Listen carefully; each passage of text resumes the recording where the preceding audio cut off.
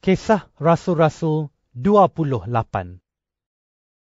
Setelah kami mendarat dengan selamat, baru kami tahu bahawa pulau itu bernama Malta. Penduduk pulau itu sangat mesra dengan kami. Hujan mula turun dan udara pun sejuk. Oleh itu, mereka menyalakan api dan menyambut kami semua. Paulus mengumpulkan kayu, dan ketika dia meletakkan kayu di atas api, seekor ular keluar kerana bahang api itu, lalu memagut tangan Paulus. Apabila penduduk pulau itu melihat ular terjuntai pada tangan Paulus, mereka bercakap sesama sendiri, "Orang ini tentu pembunuh, tetapi Dewi yang bernama Keadilan tidak membenarkan dia hidup, meskipun dia selamat daripada bahaya di laut."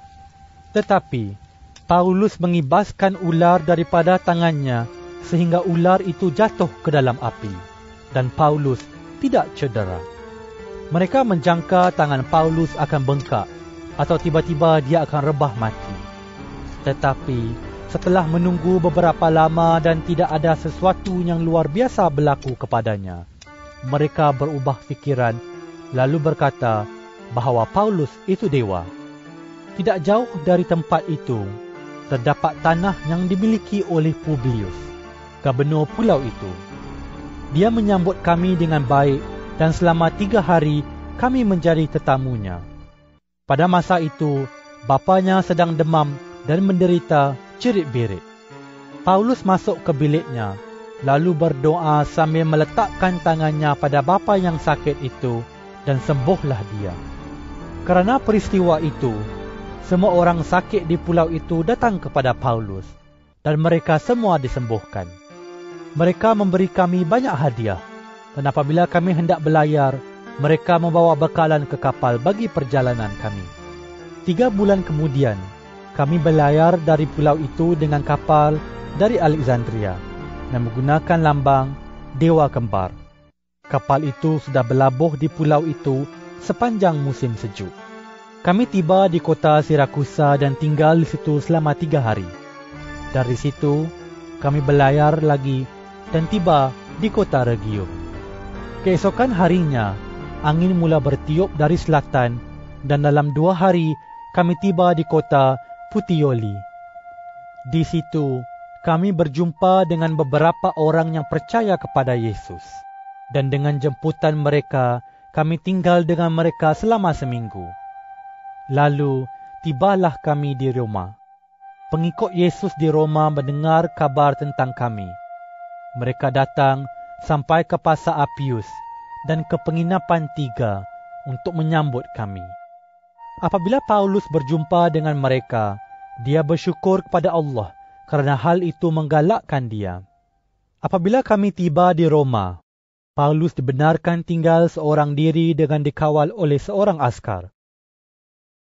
Selepas 3 hari, Paulus memanggil pemimpin-pemimpin orang Yahudi tempatan.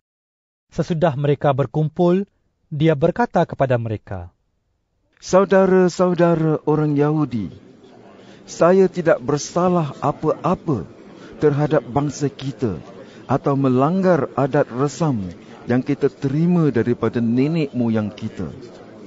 Meskipun demikian, saya ditangkap di Yerusalem dan diserahkan kepada bangsa Roma. Setelah memeriksa perkara saya, orang Roma hendak membebaskan saya kerana mereka tidak mendapati saya melakukan kesalahan yang patut dihukum dengan hukuman mati. Tetapi orang Yahudi menentang keputusan itu, dan saya terpaksa mengajukan rayuan supaya diadili oleh Kaisar Roma, meskipun saya tidak mempunyai tuduhan terhadap bangsa saya sendiri.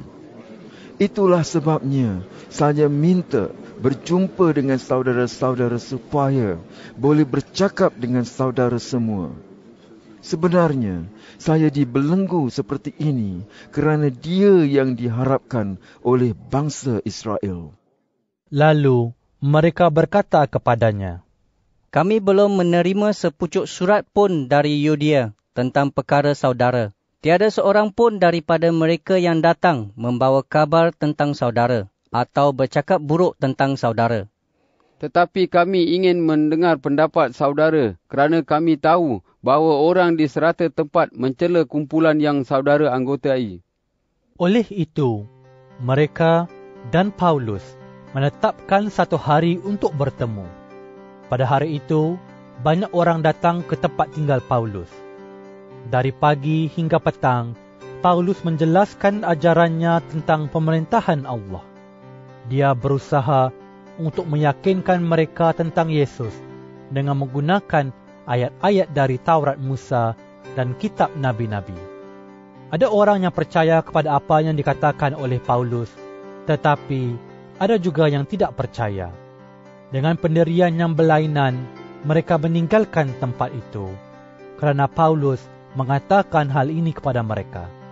Memang benar apa yang dikatakan oleh Roh Allah melalui Nabi Yesaya kepada nenek moyang saudara-saudara. Allah berfirman, "Pergilah dan katakan hal ini kepada bangsa ini. Kamu akan mendengar dan mendengar, tetapi tidak faham. Kamu akan melihat dan melihat, tetapi tidak nampak. Kerana seolah-olah fikiran bangsa ini tumpul, telinga pekak dan mata buta.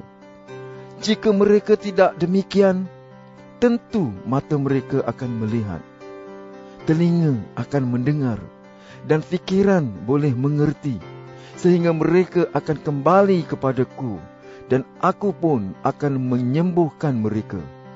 Akhirnya, Paulus berkata, Saudara-saudara harus tahu bahawa perkabaran tentang penyelamatan yang dikurniakan oleh Allah sekarang sudah dikhabarkan kepada orang bukan Yahudi. Mereka akan menerimanya. Setelah Paulus berkata demikian, orang Yahudi meninggalkan tempat itu sambil bertengkar sesama sendiri dengan sengit. Selama 2 tahun, Paulus tinggal di Roma, di rumah yang disewanya sendiri. Dia menyambut sesiapa sahaja yang datang melawatnya. Dengan kebebasan dan keberanian, Paulus mengkabarkan ajaran tentang pemerintahan Allah dan memberikan ajaran tentang Tuhan Yesus Kristus.